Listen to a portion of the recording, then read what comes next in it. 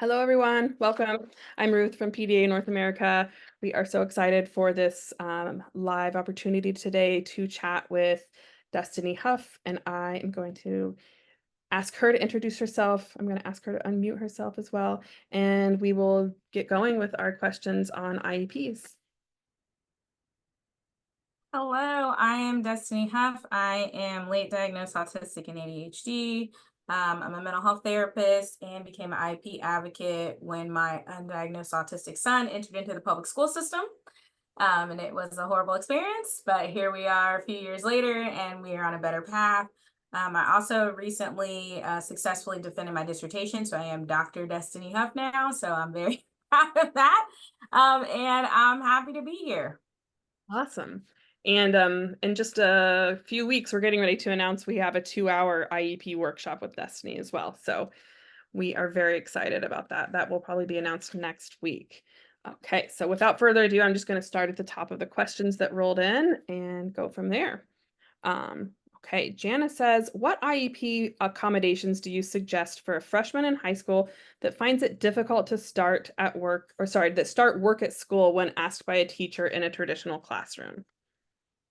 So and I have some notes to the side just to make sure I don't forget anything in case you see me like diverting, not that I make eye contact much anyway, but um, um, the biggest thing I always say is it sounds like because we know the PDA profile, we're talking about the issue being request. And so since the issue is request, something that I recommend is typically teachers already know what type of lesson or activity they're going to give in the classroom that day. So some recommendations I have, and I do this for my learners even that aren't in high school, is one to run a running Google Doc. This allows you to know what the teacher has assigned or plans on assigning for that day so that you and your learner can keep track of that. That also helps for our ADHD learners too.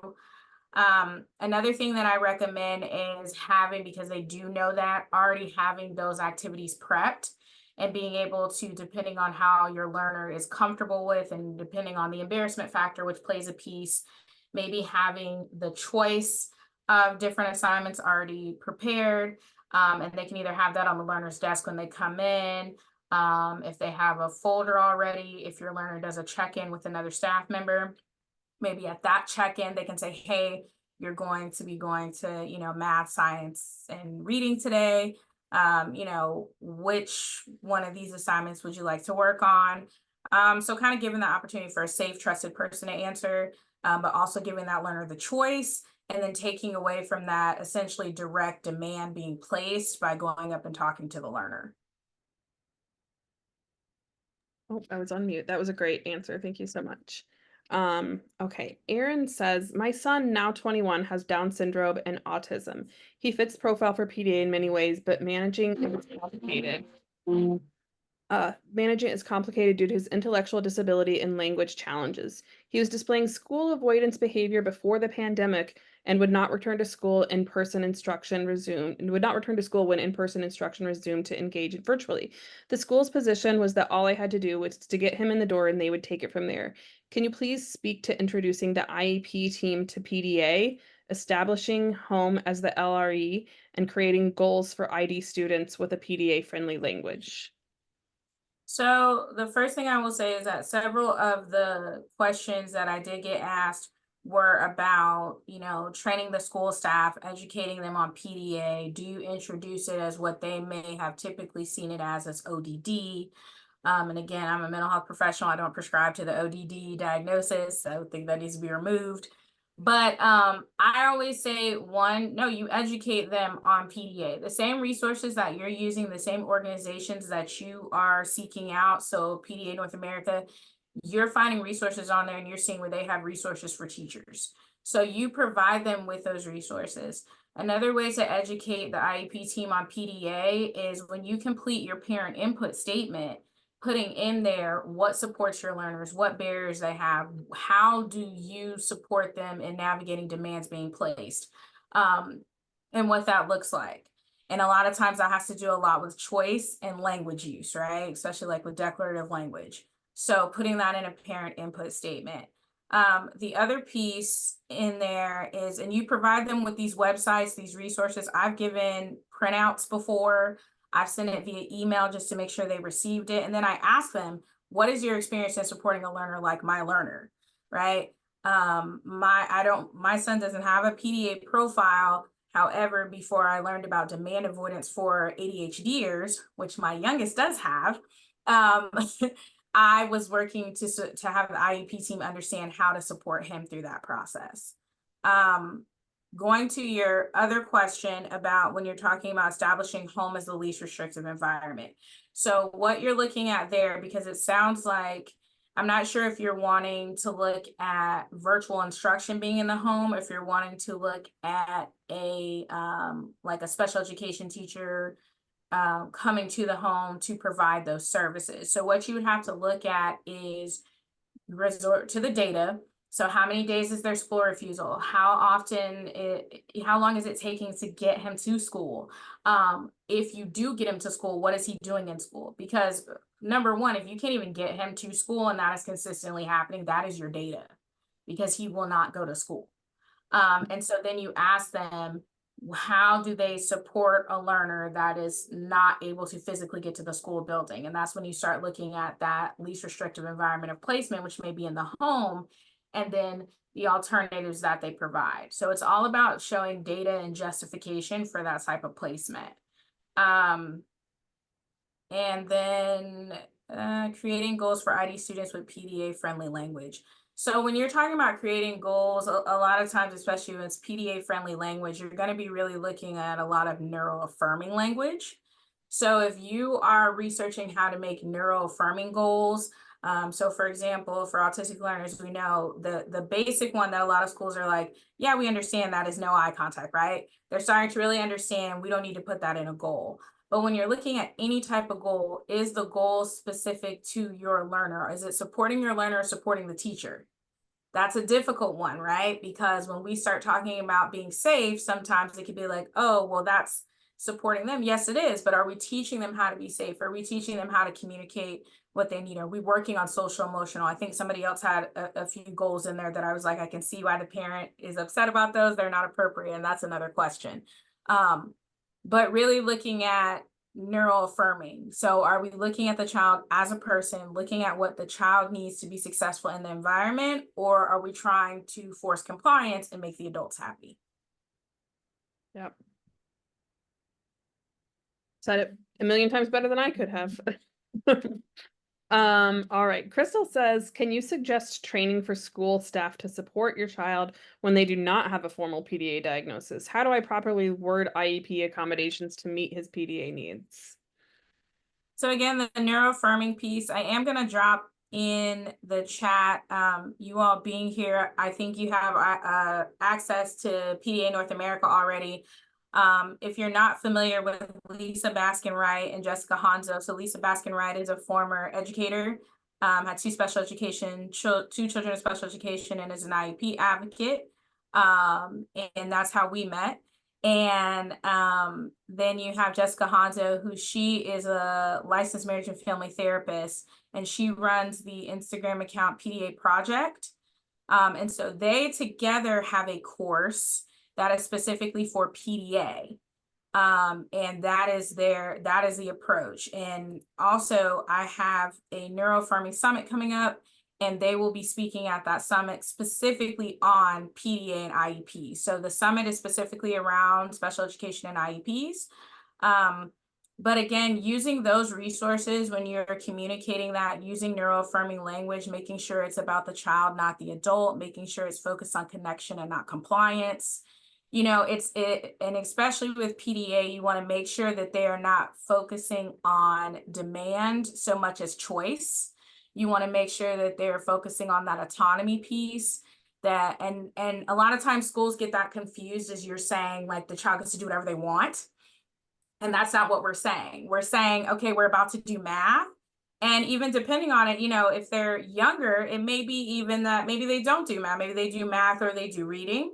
Or a lot of times what is more feasible and easier, depending on the setting that they're in, is, okay, we're doing math, but we have these 3 different worksheets. Which one would you like to do? And obviously, if I know that the learner prefers to do the coloring math worksheets, if we're talking about our younger learners, then obviously I'm going to have a coloring option for them so that they can do that so that they're more engaged. But what you're teaching them is that they have a say and a choice, but you're still letting them understand that, you know, this is something you do have to learn. And so we can't just not do anything. But at the same time, it's also respecting their autonomy, and if they need breaks, honoring when they ask for breaks. That's a big thing I see that's difficult as they get older. Middle and high school, they start to say, oh, they're trying to avoid. So then that's when you as the parent or the educator say, but why are they trying to avoid? Why don't they want to go to this class? What is it about this class? Maybe it's just stringent. Maybe they need more assistance and they don't want to ask for help. Maybe it's too many worksheets. So now we need to decrease the amount of work they're doing. Maybe it's the response and how they're being graded. So sometimes we need to be graded for content, not correctness. Like, it just depends on making those adjustments. Yeah, and also one thing I wanted to note is, I think we just announced it in the newsletter. We had an education focused newsletter this week, but Diane and Zach Morris, and Diane being the founder of PDA North America, and Zach Morris and Sandra McConnell are working on right now what I think is going to end up being a 5-hour training for schools. So it's going to launch in October, and this training is literally, it's not created for parents, it's literally created for schools. It's created for those IEP teams. And the way that we're going to, I'm pretty sure the way we're going to launch it is via it'll just be one flat price that the entire school pays. And then any professional within that district or in that school will be able to have access to it. So there should be no reason that these schools do not know about it and know how to work with a PDA learner after this. So we are very, very, very excited about it. Okay. The next question is from Lydia. We're having a difficult time getting anywhere these days, let alone on time. How's the public school system going to handle us being late every day? Will we have to take her out of school completely? So I can't really speak to would you have to take her out of school completely. That's always very district specific and their approach. This is what I always tell my families is to learn the attendance policy for your district. If your learner has an IEP or a 504, when we start talking about arriving later than the start time, that is an accommodation. So you can request that and have that conversation of what does that look like.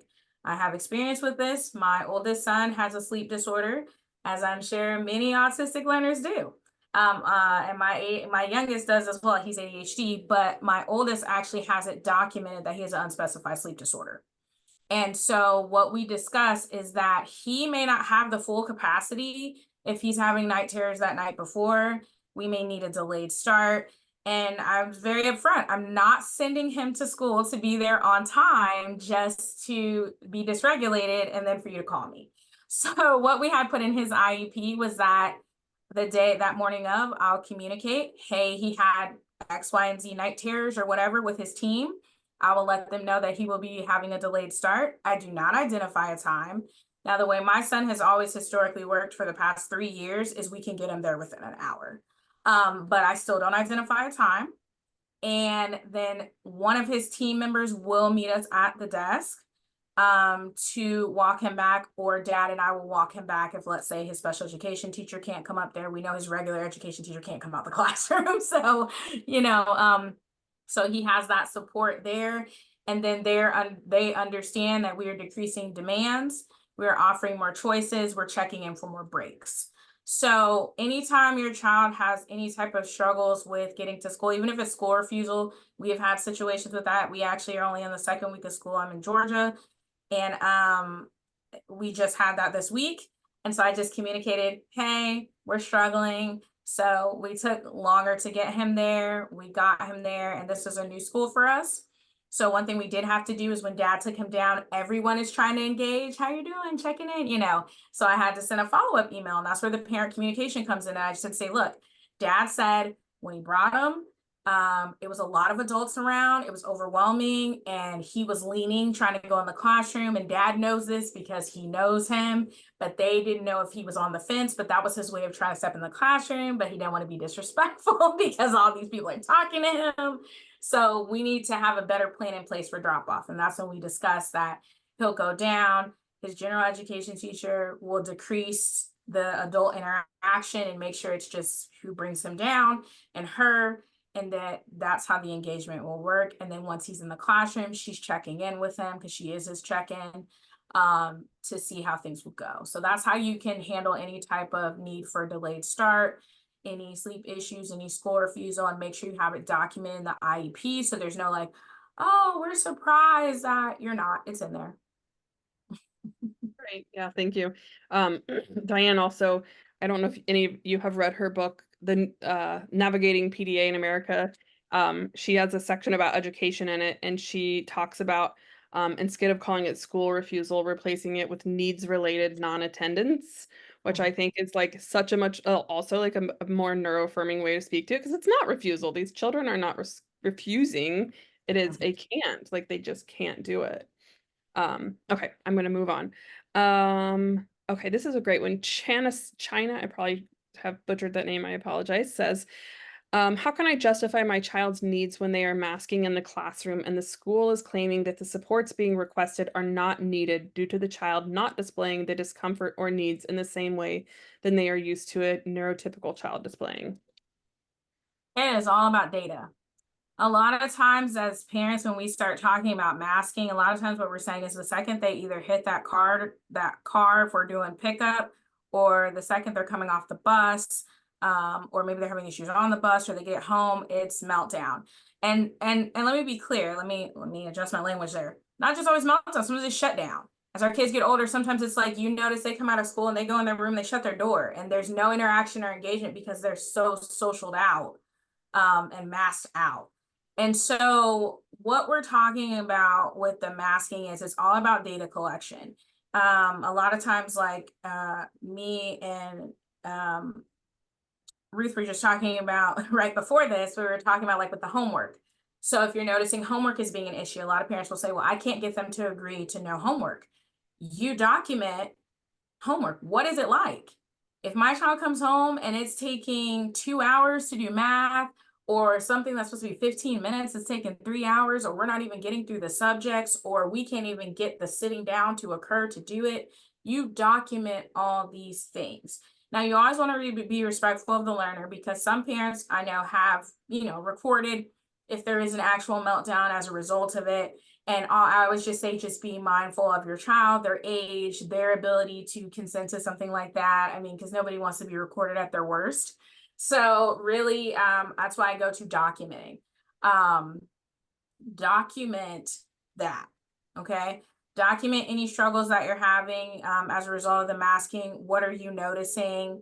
How long is it taking to decompress? And the first recommendation that I make if your learner is doing that is to request check-ins and breaks. That makes the biggest difference, because if they have a safe, trusted, and add that in there. I have in my children's IEP where it says a check-in with a safe, trusted adult. Why do I say that? Because 9 times out of 10, they're like, oh, they can check in with their special education teacher, their general education teacher. Do they have a relationship with that person? Okay, so having them check in with a safe, trusted adult, that allows, and when do they need the check-in? So sometimes it's the beginning and the end of the day. If your learner also has ADHD, it's beneficial for beginning and end, because you can start the day off with seeing how they're feeling, and if you need to lower demand and offer more choices and offer more breaks. End of the day also allows for that executive functioning piece of, do we have everything? Do we have our planner? Do we have our books? Do we have all these things? So that's an added layer that can help, especially when that capacity decreases. So with masking, collecting data. Yes, that is such great advice. Thank you. Okay, Kim says, we live in New Jersey. I'm advocating for her to have an IEP and receive services through the school. The school states that she did fine last year with her 504 plan and does not need an IEP. So how can I express the need for the IEP and therapy services in a way that they will understand? She is compliant in school, but explodes when she gets home. So I think it's probably similar to the last one, but I'll let you go ahead. Well, I did, for that one, something I did want to touch on is, because this does also happen a lot with parents. So remembering, one, the difference between 504 and IEP. So recognizing that with a 504, they can provide accommodations and modifications, and they can provide related services. So they can include counseling in a 504. A lot of schools don't know they can include related services. And a lot of times when it gets to the modification piece, that's when they tend to err on the side of, let's do a IEP instead of doing the 504. Now, why do I say that? because a lot of parents, because of issues they are seeing, want an IEP. And remember, to have an IEP, your learner needs to need specifically designed instruction. Okay, so that means that in some way, the way in which they are accessing that general education curriculum or the type of curriculum that they're accessing, we need to make specific adjustments to that for them to access it. Okay, so in this particular situation, your learner may need just the 504 with that additional related services and breaks and maybe check-ins, or she might, sorry, there's a gnat in here, or she might benefit from the IEP. Now, that being said, don't let the school just say, oh, she did great, right? They have to base that decision on something. So we have what's called a prior written notice. And a prior written notice is when you are requesting something. So if you are requesting, instead of requesting an IEP, you need to request a special education evaluation. Once you request a special education evaluation, you are proposing this, and the school has to either accept or reject that. And so even though your learner's on a 504, they have to provide you with a prior written notice saying why they're either accepting that and going to complete a special education evaluation, or why they are refusing that and what they're going to do instead of that. Okay, so that's why I'm glad you still asked it, because I wanted to answer that. And like, remember the 504 IEP, but also request a special education evaluation in writing. And then now that you've done that, go back and say, can you please provide me with a prior written notice saying that you are not going to conduct a special education evaluation, but what you are going to do instead to address the concerns. Oh, that's so good to like have that clarity between the two. I appreciate that. I saw also Alicia said, is anyone unable to hear? Everybody else can hear clearly? Okay, great. Thank you for the head nods. Okay. Kara says, since PDA is not well known in the US, what has been your experience as the best approach to take with the school IEP team to get the most understanding, accommodations, and buy-in from the staff? Would it be to call it anxiety, ODD, something else? And that was the one I had mentioned earlier of, no, you call it PDA. You call it what it is. And you give them the notes on it and you provide them with the education. And also, I always stress this too. So you know that with an IEP, you can request parent training and you can also request staff training. So if you look in your learner's IEP, there's this section that says it says staff training, and it's in any state, because I advocate in over 20 states. And it says, like, does the staff need any training?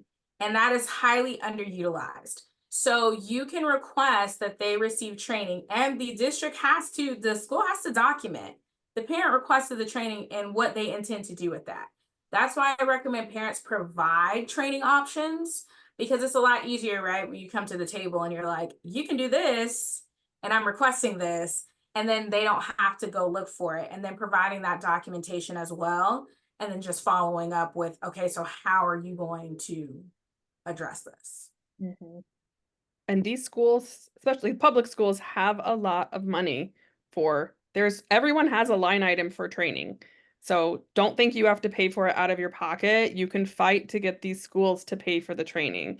I can't tell you how many schools Diane, the founder, has met with as that training, and the school pays for it. And that's why we're doing this program too. Like, you should be able to get the school to pay for this training program. I had a call with someone this week. I live in Indiana, and in the state of Indiana, I learned that every single child that has an IEP, each year there is a $15,000 line item for that child that's to pay for things within their IEP. Like, that's a lot of money. So just like keep that in mind, that like beyond the rights that your child has, there's also like part of those rights are the different things that you can do. So okay, we are running short on time, so I'm gonna ask. Oh, the other thing I would say too is like, yes, like focusing on like, yes, this is PDA, but like Diane also talks a lot about like PDA is autism as well. And so like being able to lead with like PDA autism, like keeping the word autism in the language because it's more familiar, leaning into it being a nervous system disability and talking about how it affects their nervous system is going to be stuff that's going to be like, as they're just learning about PDA, they're going to like probably be able to understand nervous system issues clearer. And yes, Alicia, this recording will be sent to you. So I'm sorry you weren't able to hear it. Yes. Um, Just to echo yeah. off that, looking at your child as a whole child, right? You're seeing these components that for years have eluded you, and like, how do I support my learner? And so you're learning about PDA and you're like, oh, this is how, like, this is what I need. But at the base level, you have to remember that realistically, a lot of the struggles the school is having is because of the lack of education on autism. And so starting with that, because they just don't, my mother and sister are educators. They tell me every time they don't get that training. Mm-hmm. Okay. I'm looking at, there's so many wonderful questions that I'm trying to figure out. We have time for one question left. So I'm going to, okay.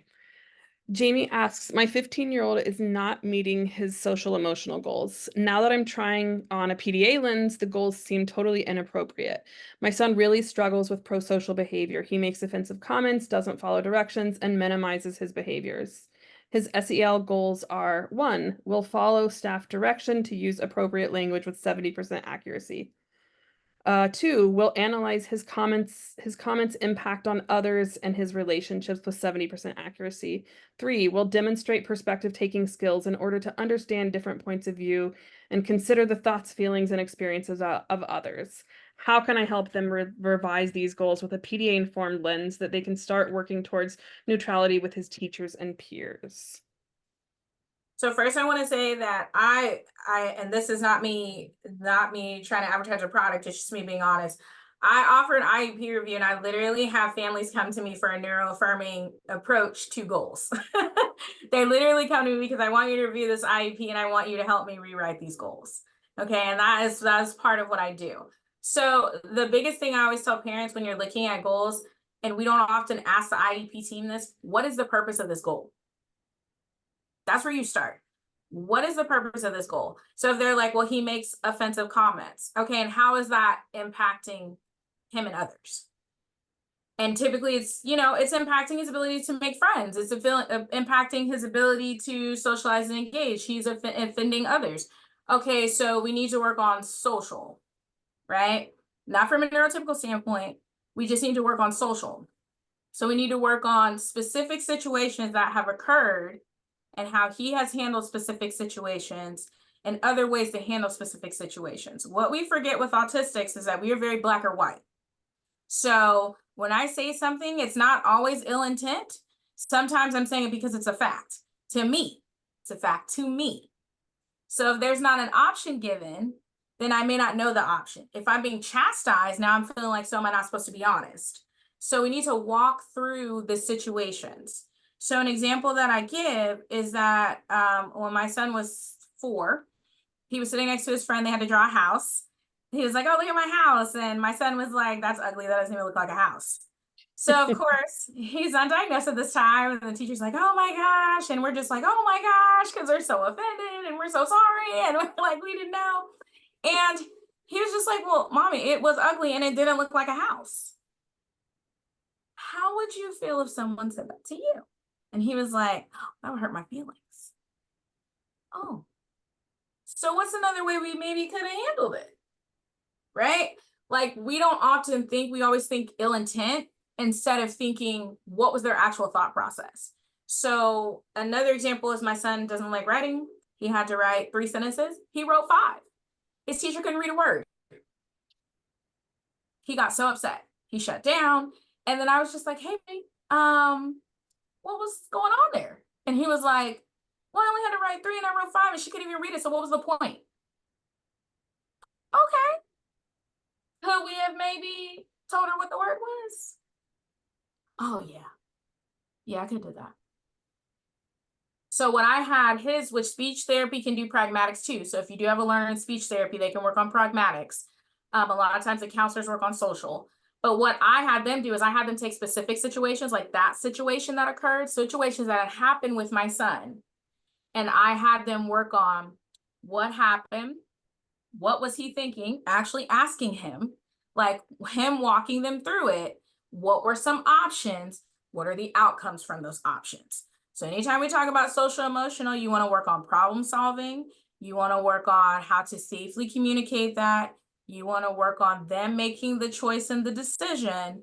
And then you also want to work on the interoception piece and communicating that, because sometimes it'll be because they are impulsive. So some things that you have to educate the school too, right?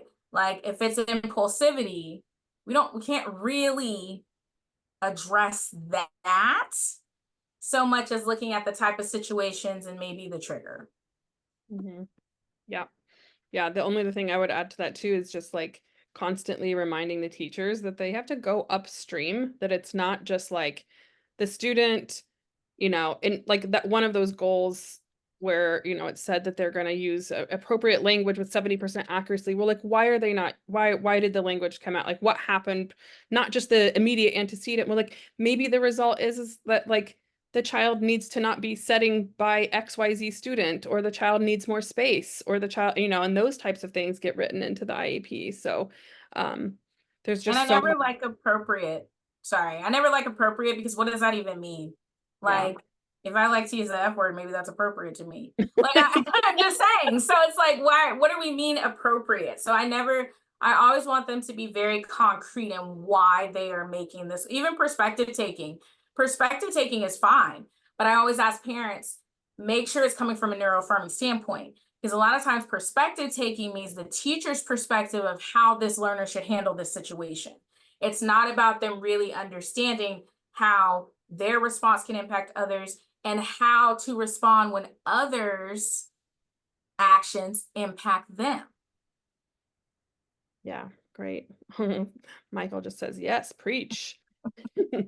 All right, we are out of time, but I want to thank you all for joining us, and a massive thank you to Dr. Destiny Huff. And just a reminder that keep an eye out, because we are going to be doing a 2-hour IEP workshop with Destiny. So we're very excited about that. And Destiny just dropped her email in there again. She is available and does this every day, obviously. So we are very excited to be working with her, and thank you all again, and we'll send a recording out to everyone. Thank you. Take care, guys.